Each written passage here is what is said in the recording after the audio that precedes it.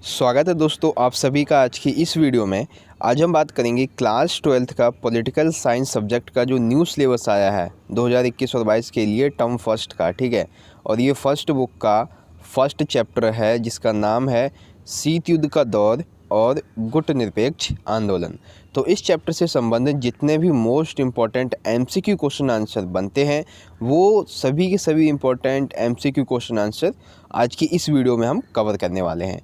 तो चलिए वीडियो को स्टार्ट करते हैं। वीडियो स्टार्ट करने से पहले अगर आपने हमारे टेलीग्राम ग्रुप पर अगर ज्वाइन नहीं किया है तो उसका लिंक आपको डिस्क्रिप्शन बॉक्स में मिल जाएगा। हमारे इंस्टाग्राम का अकाउंट और ट्विटर हैंडल का अकाउंट और फेसबुक पेज का लिंक भी आपको डिस्क्रिप्शन बॉक्स में मिल जाएगा। आप वहाँ से जाके हमें इस पर फॉलो कर सकते हैं। चलिए स्टार्ट करते हैं। सबसे पहले तो शीत युद्ध के दौरान कुछ जो संधियाँ या फिर गठबंधन हुई हैं उसके बारे में आपको पता होना चाहिए, जैसे कि साल्ट स्ट्रेटेजिक्स आर्म्स लिमिटेशन ट्रीटी यानी कि परमाणु अस्त्र परिसीमन संधि, एलटीबीटी लिमिटेड टेस्टमेंट ट्रीटी यानी कि सीमित परमाणु परीक्षण संधि, एनपीटी नॉन प्रोलिफरेशन ट्रीटी यानी कि परमाणु अप्रसार संधि, NATO North Atlantic Treaty organisation यानी कि उत्तर अटलांटिक संधि संगठन, और एक है UNCTAD United Nations Conference on Trade and Development. इसके ऊपर है जो एमसीक्यू क्वेश्चन आंसर बनते हैं वो भी मैं आपको अभी बताऊंगा। तो सबसे पहले हम शुरुआत करते हैं लेवल 1 से, ठीक है ना। तो देखिए सबसे पहला प्रश्न है कि पहला विश्व युद्ध कब हुआ था, ठीक है। तो ये बहुत सिंपल सा आंसर है, सभी बच्चों को पता होगा, 1914 से 1918 के बीच में, ठीक है। और दूसरा कब हुआ था, 1939 से 1945 तक, ठीक है। अगला प्रश्न, दूसरा विश्व युद्ध किन किन के बीच हुआ था, ठीक है। तो इसका भी आंसर आई होप आपको सभी को पता होगा, मित्र राष्ट्र और धुरी राष्ट्र इनके बीच में हुआ था, ठीक है। अगर देखिए क्वेश्चन नंबर 3, अब यहाँ से जो है शीत युद्ध से संबंधित इम्पॉर्टेंट प्रश्न शुरू हो रहे हैं कि दूसरे विश्व युद्ध के बाद दोनों महाशक्तियों के बीच में विश्व का जो बंटवारा था वो कहाँ से शुरू हुआ था, यानी कि सोवियत संघ और अमेरिका के बीच में जो एक बंटवारा शुरू हुआ था वो कहाँ से शुरू हुआ था, अफ्रीका, एशिया, यूरोप या इनमें से कोई नहीं। तो इसका सही आंसर है यूरोप से शुरू हुआ था, ठीक है बच्चों। अगला देखिए क्वेश्चन नंबर 4 है, क्यूबा मिसाइल संकट जो है वो कब हुआ था। तो इसके बारे में भी आई होप आप सभी को पता होगा, 1961, 60, 63 या 62। तो क्यूबा मिसाइल संकट जो है वो 1962 में हुआ था दोस्तों, ठीक है। क्वेश्चन नंबर 5, क्यूबा मिसाइल संकट के समय में सोवियत संघ के जो नेता थे वो कौन थे। आपके ऑप्शन है Nikita Khrushchev, John F Kennedy, Fidel Castro या इनमें से कोई नहीं। तो क्यूबा मिसाइल संकट के समय 1962 में जो सोवियत संघ के नेता थे वो थे निकिता खुश्चेव, ठीक है। आगे देखिए क्वेश्चन नंबर 6 है, शीत युद्ध जो है, जो कि शीत युद्ध जिसे हम कहते हैं, इसका चरम बिंदु किसे माना गया है। आपके ऑप्शन है कोरिया युद्ध, क्यूबा मिसाइल संकट, बर्लिन की दीवार का गिरना या फिर दूसरा विश्व युद्ध। तो इसका सही आंसर क्या है, क्यूबा मिसाइल संकट। क्यूबा मिसाइल संकट को ही शीत युद्ध का चरम बिंदु माना जाता है। क्वेश्चन नंबर 7 देखिए, अमेरिका जो है, एक सेकेंड, हाँ क्वेश्चन नंबर 7 है, अमेरिका की खुफिया एजेंसी इसका क्या नाम है, रॉ, CAI, CIA या CBI। तो इसका सही आंसर क्या हो जाएगा, CIA अमेरिका की खुफिया एजेंसी का नाम है। क्वेश्चन नंबर 8, जो शीत युद्ध था वो निम्नलिखित में से किससे संबंधित है। विचारधारा की लड़ाई से, हाँ इससे संबंधित है। महाशक्ति बनने की होड़ से, इससे संबंधित है। हथियारों की होड़ से, इससे भी संबंधित है। तो शीत युद्ध जो है वो निम्नलिखित में से उपरोक्त सभी कथनों से संबंधित है, यानी कि ऑप्शन 4 ये सही है, ठीक है। अब देखिए अमेरिका ने, क्वेश्चन नंबर 9 है, अमेरिका ने जापान के किन शहरों पर परमाणु बमों से हमला किया था। हिरोशिमा, नागासाकी, हंगरी और बोल्विया, नागासाकी और क्यूबा, इनमें से कोई नहीं। तो जापान के 2 शहर थे, हिरोशिमा और नागासाकी, ठीक है बच्चों। क्वेश्चन नंबर 10, अमेरिका ने जापान पर जिन बमों से हमला किया था उनकी क्षमता जो थी वो कितनी थी, ये पूछा जाता है बच्चों कई बार। 15 से 21 किलो टन, 10 से 20 किलो टन, 20 से 25 किलो टन या फिर 10 से 30 किलो टन। तो इसका सही आंसर है 15 से 21 किलो टन। ठीक है बच्चों। अगला देखिए क्वेश्चन नंबर 11 है, अमेरिका ने जापान पर जिन बमों से हमला किया था, यानी कि जिन बमों से अमेरिका ने जापान के इन दोनों शहरों पर हिरोशिमा और नागासाकी पर हमला किया था, उनका नाम भी था जो कि एक गुप्त नाम था। वो क्या था? लिटिल बॉय, फैट मैन, ए और बी दोनों या फिर शॉर्ट मैन। तो इसका सही आंसर है ए और बी दोनों, यानी कि लिटिल बॉय और फैट मैन। अगला देखिए क्वेश्चन नंबर 12। अब यहाँ पे क्या है बच्चों, अब हमें यहाँ पे करना है मिलान। ठीक है ना। तो यहाँ पे मैंने आपसे मिलान के लिए भी इंपॉर्टेंट प्रश्न छांट लिए हैं, जैसे कि यहाँ पे क्या है कि गुटनिरपेक्ष आंदोलन के संस्थापक नेताओं का उनके देशों से मिलान करना है। ठीक है। जैसे पहला है यूगोस्लाविया, तो यूगोस्लाविया का क्या हो जाएगा? Joseph bras Tito. मिस्र के हो जाएंगे गमाल अब्दुल नासिर। भारत के तो आपको पता ही है जवाहरलाल नेहरू जी।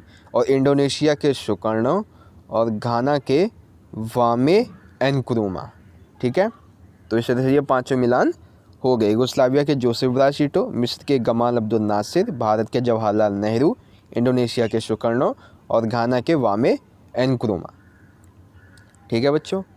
अगला क्वेश्चन नंबर 15, गुटनिरपेक्ष आंदोलन का सबसे पहला सम्मेलन जो था वो कब हुआ था और कहाँ हुआ था? 1961 बेलग्रेड, 1956 इंडोनेशिया, 1959 मिस्र या 1970 क्यूबा।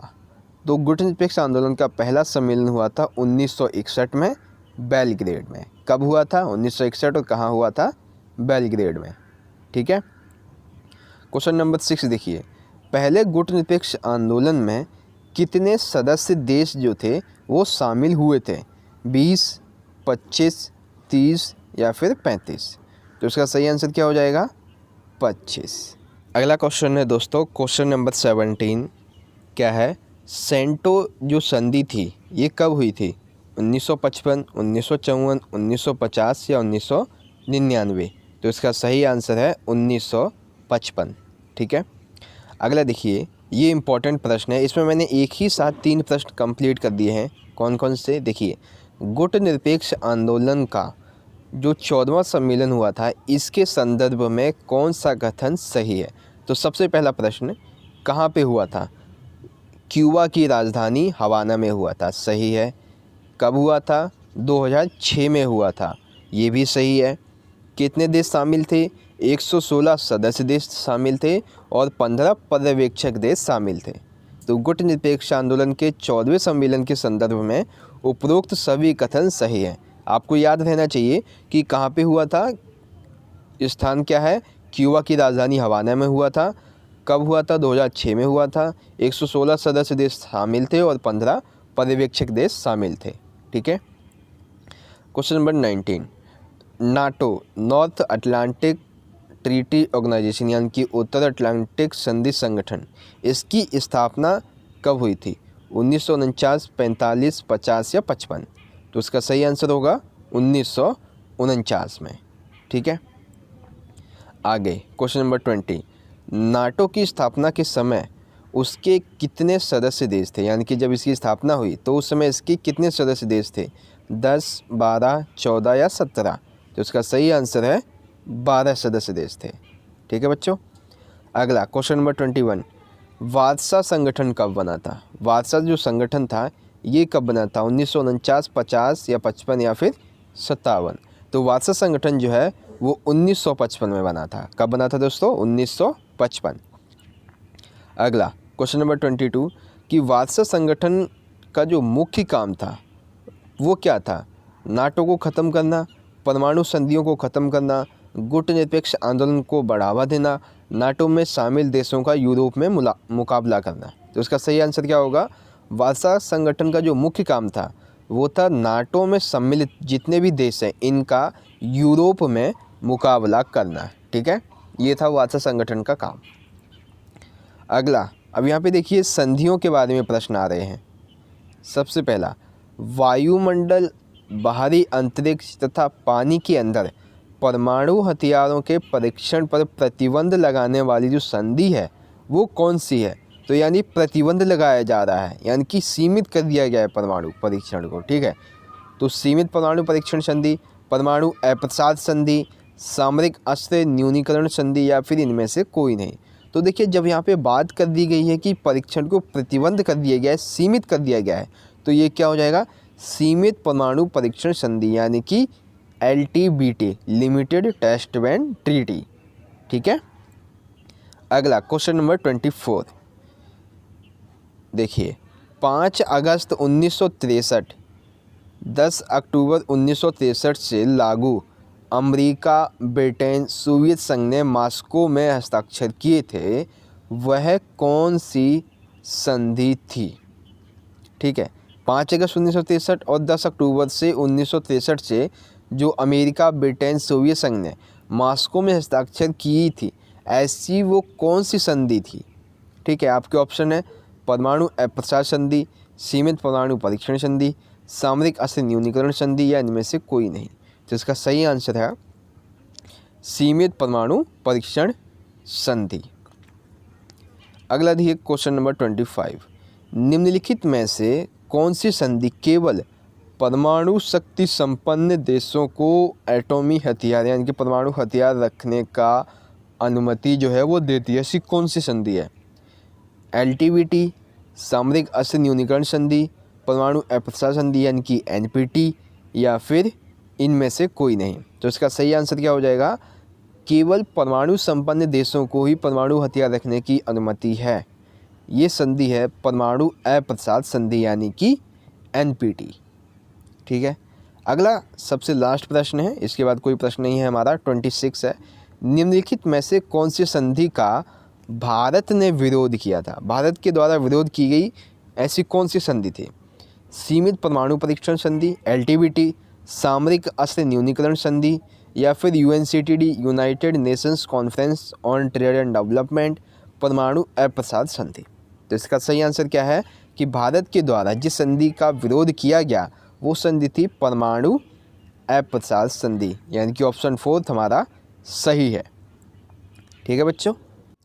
तो इस तरह से दोस्तों आज की हमारी ये वीडियो यहाँ पे ख़त्म होती है, जिसमें आपको जो चैप्टर फर्स्ट है, फर्स्ट बुक का टर्म 1 के लिए शीत युद्ध का दौर और गुट निरपेक्ष आंदोलन, इससे संबंधित जो most important MCQ question answer बनते हैं इस चैप्टर से, वो आपको यहाँ पे पता चले।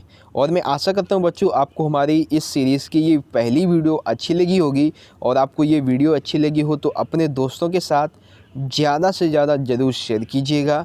और ऐसे ही वीडियोस पाने के लिए आप हमारे चैनल को सब्सक्राइब कर लीजिएगा, क्योंकि बहुत ही जल्द और भी इंटरेस्टिंग वीडियोस आने वाली हैं चैनल पे। और बस इतना ही कहना चाहूँगा, इस वीडियो को ज़्यादा से ज़्यादा शेयर कीजिएगा, अच्छे से पढ़ते रहिए, अपना ख्याल रखिए, धन्यवाद, जय हिंद, वंदे मातरम।